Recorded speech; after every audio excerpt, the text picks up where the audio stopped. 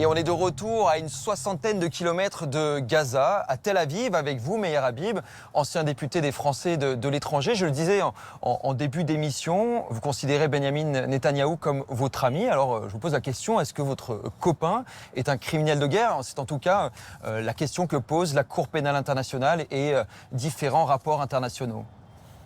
Non, Benjamin Netanyahou n'est pas un criminel de guerre.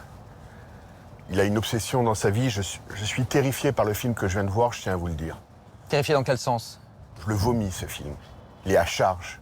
Il se base sur des éléments objectifs. Je vais vous le dire. Benjamin Netanyahou a un objectif dans sa vie. Que plus jamais, ce qui s'est passé il y a 80 ans, la Shoah, où on a tué 6 millions de Juifs dans le silence le plus absolu des nations, n'arrive plus. Mais hélas, le 7 octobre, on a eu une sorte de mini-Shoah d'une journée. Des femmes, des enfants, des familles entières ont été tuées, violées, brûlées. Benjamin Netanyahou, encore une fois, a une vision du monde qui fait que il est foncièrement démocrate. Il a été élu à 6 ou à 7 reprises. Et pour lui, l'islamisme est un cancer. L'islamisme, c'est le nouveau nazisme. Et là, aujourd'hui, le film est à charge. Alors, non, le film est terrible. Pour le coup, le film est à vomir, je suis obligé de vous le dire. Si je l'avais vu avant, je ne suis pas sûr que je serais venu. On se base sur des rapports internationaux. Et pour le coup, le complément d'enquête a déjà fait des reportages et des enquêtes sur l'horreur de ce qui s'est passé le 7 octobre 2023. Mais est-ce que ça légitime tout, et notamment la réponse aujourd'hui à Gaza? Il y a 2,5 millions de Gazaouis qui vivent à Gaza. D'après les chiffres palestiniens, il y aurait eu 47 000 victimes, dont 20 000 terroristes. Il y a 2,5 millions de personnes. Vous croyez qu'une armée aussi puissante que Tsahal, si elle voulait commettre des génocides, après 1 an et demi de guerre, il y aurait eu, ce qui est terrible, chaque victime civile est un drame. Mais vous dites que du coup, les morts gazaouis, finalement, sont infimes comparés à la population? C'est pas du tout infime. Non. Chaque mort, chaque Palestinien, enfant palestinien qui est mort est un drame et une tragédie. Alors, on voit sur ces photos que vous êtes proche de Benyamin Netanyahou, vous nous l'avez dit, c'est un ami depuis plus de 30 ans. Est-ce qu'en tant qu'ami, parfois, il vous confie les doutes qu'il peut avoir sur sa stratégie militaire ou sur les pertes civiles à Gaza? Je sais que chaque fois qu'il y a un civil qui meurt, ça fait mal. Mais vous pensez que dans la guerre, Churchill ou De Gaulle ont pu avoir des moments de faiblesse, voire de sentimentalisme avant de prendre des décisions? Pourquoi aujourd'hui, y compris chez nous en France, on veut renforcer les moyens de défense? Parce que on est inquiet. Mais notre inquiétude numéro 1, il est contre cet ennemi qui s'appelle le djihadisme, l'islamisme qui a défiguré la France, qui a tué vos collègues chez Charlie. L'islamisme, aujourd'hui, quand un avion est rentré en 2001, il y a eu 3000 morts. À l'échelle d'Israël, 1200 victimes tuées, violées, brûlées. Vous dites pas de sentimentalisme de la part de Benyamin Netanyahou, mais quand des civils sont tués ou quand une école ou un hôpital est détruit, est-ce qu'il est un peu embêté ou il dit c'est comme ça? Bien sûr, ça embête chaque humaniste. Il vous l'a dit? Mais bien évidemment. Quelle armée au monde prend la précaution d'envoyer des tracts avant de bombarder, de prévenir avec des haut-parleurs pour essayer qu'il y ait moins de pertes collatérales possibles? Le ratio, ça a été dit dans le film, hélas, il y a des morts parce que c'est la guerre, mais le ratio est un des plus bas au monde. Vous pensez qu'une armée c'est pas aussi... ce que disent les chiffres. Enfin, pour le coup, quand on regarde les chiffres Vous officiels, les chiffres des gens comme Guillaume Ancel qui sont des anti-israéliens, les chiffres de l'OMS, par exemple, on voit leur beurre aujourd'hui pour vomir et cracher leur venin sur l'État d'Israël. C'est pas le cas. Le 14 février 2025, l'OMS explique qu'il y a 48 264 morts. Ça se base sur les chiffres du ministère de la Santé aux mains du Hamas. Mais d'après les scientifiques du Lancet, par exemple, ce chiffre pourrait être largement sous-estimé. On serait peut-être à plus de 60 000 morts. Et surtout, détail important, il y aurait plus de 50% des victimes, des morts, qui seraient des femmes ou des enfants. Donc a priori, pas des terroristes, pas des combattants du Hamas. D'abord, c'est pas des combattants du Hamas, ce sont des terroristes du Hamas. Il faut appeler un chat un chat. Je vous répète qu'aujourd'hui, que l'État d'Israël est, et je le dis, mais c'est pas des mots, Tsahal est l'armée la plus morale au monde. Elle prend des précautions qu'aucune armée au monde ne prend. Après, c'est la guerre. Si on essaie de prendre un point de comparaison, par exemple, ce sont les chiffres de l'ONU concernant l'Ukraine. En fin d'année dernière, l'ONU a expliqué qu'il y avait eu un peu plus de 2400 enfants qui avaient été tués ou blessés en un peu moins de 3 ans de guerre. Et à Gaza, on est, d'après toujours les chiffres de l'ONU, de l'UNICEF, 39 710 enfants qui sont morts ou blessés depuis le 7 octobre 2023. Ça veut dire qu'on est à un peu plus de 2 enfants par jour en Ukraine, 77 par jour aujourd'hui à Gaza. Est-ce que c'est... Ce sont des chiffres qui proviennent de gens extrêmement hostiles à Israël. L'ONU consacre 90% de ses résolutions au minuscule État juif qui représente en superficie 2 départements français. C'est le seul, unique État juif. Mais aujourd'hui, on cherche à inverser la responsabilité entre l'agresseur, la barbarie et la victime. Vous pensez que les Nations Unies, elles exagèrent le nombre de victimes côté gazaoui ou pas? Bien évidemment que, à mon avis, ces chiffres sont exagérés. Mais au-delà, même si jamais ils étaient exacts, c'est la guerre. C'est terrible. Qui est responsable? La question que je pose, c'est qui est responsable de ce drame? Qu'est-ce que nous, on a fait, nous, Français, après le Bataclan? On a été bombardés sans rentrer des fortes au sol. Et aujourd'hui, vous parlez de la guerre Ukraine. Pourquoi 2 poids et 2 mesures? Pourquoi le monde est en train de pousser plus d'armes pour aller en guerre? Et ici, on demande absolument un cessez-le-feu. Vous dites qu'on peut douter des chiffres qui sont transmis par le ministère de la Santé. Il serait vrai. Pour le coup, on ne peut pas douter des cartes satellites de l'ONU et qui nous montrent quand même cette réalité. Je doute tout en ce qui concerne l'ONU. Pour le coup, ce sont des cartes satellites qui sont vérifiées. Non, mais les cartes satellites, pour le coup, pourquoi 70% de bâtiments qui sont détruits, endommagés, 95% des écoles, 40% des hôpitaux, et puis 70% des cultures rasées. Pourquoi on va déraciner des arbres qui permettent de manger? C'est pas bien du tout de déraciner des arbres, on est tous contre là-dessus, ça a été fait, c'est sans doute ce qui provoque pas bien. De la famine, mais potentiellement. Je vais vous dire quelque chose, mais le problème c'est que les Palestiniens prennent, le Hamas prend des familles en bouclier humain, ils se cachent dans les hôpitaux, dans les écoles, dans des mosquées, dans des tunnels, ils prennent des otages en bouclier humain. Pour eux, la mort n'est rien. Il y a 70 vierges qui les attendent derrière. Vous qui connaissez bien, connaissez bien Benjamin Netanyahou, vous avez, j'imagine, des discussions à bâton rompu avec lui. Est-ce que parfois il est dépassé par sa base, par ses troupes? Il n'est jamais dépassé ni par sa base, ni par ses troupes. Il consulte, il hésite et il prend les décisions. Les Israéliens veulent la paix depuis le premier jour, ils ont accepté le premier partage, mais c'est les Arabes qui n'ont pas accepté. En 1948, ils refusent les frontières de l'État d'Israël, dans quelques frontières ce soit, ils rejuivent la présence juive sur cette terre. C'est la réalité. Pas tous.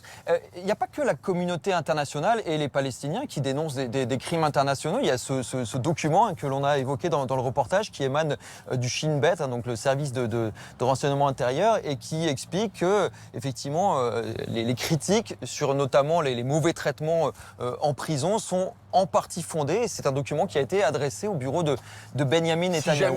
Si jamais il y a des mauvais traitements, les soldats sont arrêtés et jugés. C'est le cas tout le temps en Israël. Et ce document dit que Benjamin Netanyahou pourrait lui-même avoir une responsabilité, sa responsabilité engagée. Il y a, je vais vous dire quelque chose. Après la guerre, il y aura une commission d'enquête nationale qui comportera l'ensemble des acteurs qui devra voir où il y a eu des failles et qui est responsable.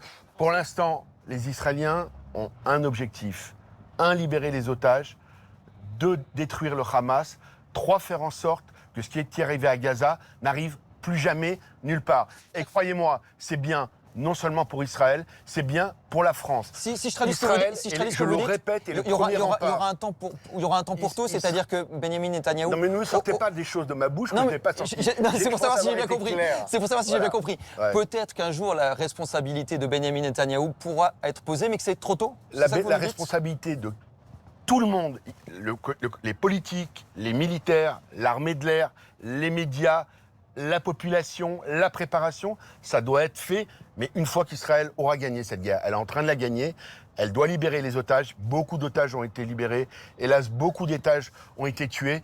Mais le monde se tait. Comment il a réagi, Benjamin Netanyahou? Est-ce que vous en avez discuté avec lui? Comment il a réagi à son inculpation par la Cour pénale internationale pour crimes de guerre et crimes contre l'humanité? Parlons-en. J'ai beaucoup parlé de la Cour pénale internationale avec Benjamin Netanyahou. Je me suis rendu en Israël avec plusieurs avocats internationaux parce qu'il a été extrêmement touché, parce que c'est une immense injustice c'est une mascarade, c'est une bouffonnerie. C'est comme si on mettait Roosevelt et Churchill au tribunal pénal international à Nuremberg à l'époque. Ni plus ni moins. Comment il réagit à cette inculpation par la CPI? Écoute-moi, si je dois plus aller à Londres et plus aller à Paris, eh ben, je n'irai ni à Londres ni à Paris, mais le principal pour moi est de défendre mon peuple et de défendre le peuple juif. Plus venir à Paris, pourquoi? Parce qu'il a peur d'être arrêté s'il vient sur le sol français? Il n'a pas peur d'être arrêté, et j'imagine qu'il ne sera pas arrêté, parce qu'Israël est notre ami et notre allié. Vous avez eu des garanties là-dessus? Je n'ai aucune garantie là-dessus. Vous en avez demandé? La Cour, ce qui est certain, c'est qu'il y a eu, tout a été dit et sans contraire au niveau de la diplomatie française. Alors justement, pour essayer de comprendre la position française, je propose de regarder quelques archives. L'été dernier, juste avant la cérémonie d'ouverture des Jeux Olympiques, il n'y avait pas encore les mandats d'arrêt qui avaient été émis contre Benyamin Netanyahou, mais il était déjà officiellement inculpé par la Cour pénale internationale. Emmanuel Macron avait été interrogé sur l'invitation ou non de Benyamin Netanyahou au JO. Est-ce que Benyamin Netanyahou sera là vendredi à la cérémonie d'ouverture? Je ne crois pas qu'il ait confirmé sa présence. Je crois comprendre qu'il est aux États-Unis et qu'il sera au Congrès. Et donc, Et s'il venait, est-ce qu'il serait le bienvenu en France? s'il venait, il serait accueilli comme un Premier ministre de l'État d'Israël et il serait accueilli comme chacune et chacun. Il serait le bienvenu. C'est vous qui aviez pesé sur Emmanuel Macron pour qu'il formule ce type de réponse ou pas? Absolument pas, mais nous, Français, on a été défigurés par le djihadisme et on devrait aujourd'hui remercier l'État d'Israël. Hélas, c'est la guerre. Hélas, il y a des victimes. Hélas, il peut y avoir aussi des victimes civiles et tout le monde le regrette. En ce qui concerne les relations Macron-Netanyahou et Netanyahou, que je connais bien, elles ont été bipolaires. Mais je vous rassure, ils continuent à se parler jusqu'à maintenant. Mais personne n'a compris, y compris Benjamin Netanyahou, ni la communauté française en Israël, ni les amis d'Israël en France, lorsqu'on a parlé d'embargo sur Israël. Si Israël n'a plus d'armes, c'est la destruction de l'État d'Israël. On n'a pas compris que le président ne se rende pas à la manifestation contre l'antisémitisme. Parce qu'effectivement, cette prise de parole avait été critiquée. Depuis, la position d'Emmanuel Macron semble avoir un peu évolué. Et en octobre, notamment, Benyamin Netanyahou avait expliqué qu'il luttait contre la barbarie. Et Emmanuel Macron avait dit ceci.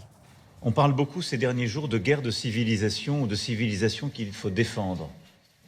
Je ne suis pas sûr qu'on défende une civilisation en semant soi-même la barbarie.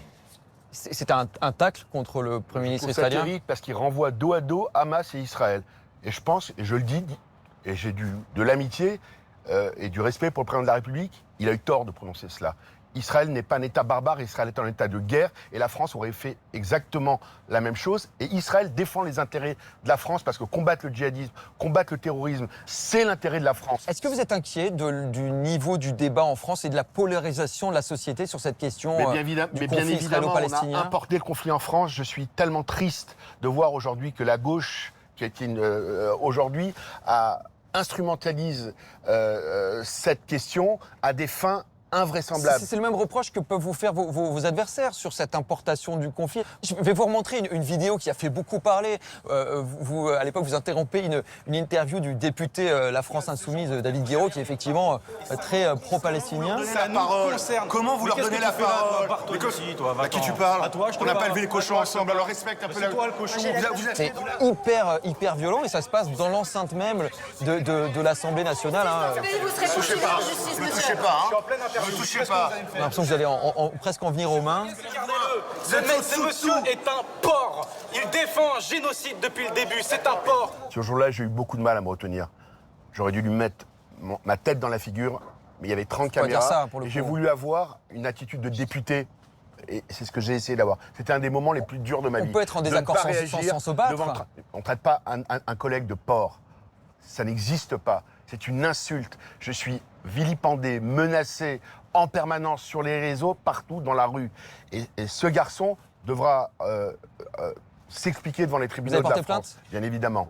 Ils brandissent des drapeaux palestiniens au sein de l'hémicycle, ça n'est jamais arrivé. Mais pour le coup... Et ils ont fait des alliances invraisemblables avec la social-démocratie, avec les Verts, avec les communistes, pour essayer de bloquer l'extrême droite, qui a été pour le coup bien plus digne depuis le 7 octobre que cette extrême gauche. Pour le coup, vous aussi, vous êtes quelqu'un d'assez éruptif, parfois un peu excessif. On a le droit de pas m'aimer, mais j'essaie. On a pu vous reprocher aussi... On a le droit de me faire tous les reproches. Quelques excès de langage. Par exemple, celui-ci, regardez, c'était au tout début de la guerre en octobre 2023. L'Égypte refuse pour l'instant d'accueillir ces Palestiniens. Ah oui, mais la grande solidarité arabe. Il y a aujourd'hui, et après on va accuser Israël parce qu'ils savent aujourd'hui le cancer qu'est cette population qui est aujourd'hui à qui on a tout donné. Mais vous savez pourquoi j'ai dit ça? C'est bien un cancer. Il y a une enquête aussi qui a été ouverte suite à ces propos. Bien évidemment, mais je vous explique pourquoi j'ai dit ça. Vous Parce que la population palestinienne a participé aux enlèvements. Ils sont rentrés massivement. Pas tous les Palestiniens, mais une partie, comme un cancer qui arrive dans une partie du corps. C'est la triste réalité. Il n'y a pas eu que le membre du Hamas. Vous assumez donc ces propos, vous ne les regrettez pas? Mais dans le contexte, je vous évite d'écouter avant et après, c'est qu'une partie de la population palestinienne, celle qui a participé, celle qui a brûlé, celle qui a violé, celle qui a tué avec leurs propres mains, oui, ces gens-là sont un cancer. Pas toute la population palestinienne. Ça n'aide pas vraiment à apaiser le débat, au moins sur la forme? Dans l'état actuel des choses, vous savez, le débat, ce qu'il faudrait aujourd'hui, c'est éradiquer l'islamisme. En France, en Europe et dans le monde. L'islamisme est notre ennemi. C'est ce que pense Benjamin Netanyahou, le terrorisme et l'islamisme. Il y a quelques semaines, le président américain Donald Trump a fait une proposition assez étonnante, prendre le contrôle de Gaza pour en faire la nouvelle Côte d'Azur du Moyen-Orient. Tout le monde a cru plutôt à une mauvaise blague et il a ensuite diffusé sur ses réseaux sociaux cette vidéo qui est générée par l'intelligence artificielle. On voit Gaza qui serait rasé et remplacé par des grandes tours, des grands hôtels, une pluie de dollars. On voit même des statues en or à l'effigie de Donald Trump. Il y a même sur cette fausse vidéo un faux Benjamin Netanyahou en train de siroter un cocktail aux côtés de Donald Trump. Il en passe quoi, votre ami Netanyahou, de ce projet-là? J'en ai parlé avec lui, il s'est exprimé là-dessus. Si jamais ça peut faire en sorte que, tout en respectant la dignité humaine de tout le monde, on arrive à une solution. Donc c'est un projet sérieux? Ça me paraît pas être un projet pas sérieux. Il y a eu des transferts de population en Pologne. Il y avait 1 million de juifs dans les pays arabes. Vous savez combien il y en a aujourd'hui? Rien. En Algérie, il y en a 0. En Tunisie, il en reste quelques centaines. Ça s'est fait volontairement. Les gens ont quitté. Ils ont été. Aujourd'hui, il faut un jour trouver une solution à ce problème. Une solution de paix. Je ne sais pas si cette solution est la bonne solution. En tout cas, elle est innovante. Et Benjamin Netanyahou, il pense que c'est Il pense que c'est une solution qui est innovante, que si les Américains y mettent un prix pour reloger décemment et donner un espoir, une vie à cette population, parce qu'il y a quand même sans doute une grande partie de la population qui souhaite la paix. En tout cas, c'est ce que j'espère du plus profond même, parce qu'ici en Israël, je peux vous dire que tout le monde veut la paix. Mais donc lui, il y pense vraiment, Benjamin Netanyahou. On n'est pas dans une guerre de territoire, on est dans une guerre de civilisation. Il y pense vraiment. Il l'a dit publiquement qu'il trouvait qu'elle était innovante et qu'elle était plutôt bonne. Mais encore une fois, à condition qu'il y ait un départ volontaire de la part des Palestiniens, qu'il n'y ait aucune hérésie à ce que des Palestiniens habitant à Gaza aillent habiter de leur propre gré en Jordanie. Eh bien, merci beaucoup, Meir Habib, de nous avoir accordé cette interview. Merci à vous de m'avoir invité. C'était très dur de voir ce film. Vos téléspectateurs vont se faire inédits par eux-mêmes. Et on vous a donné la parole. Vous avez aussi un œil critique. C'est fait pour ça. Merci beaucoup. Merci à vous.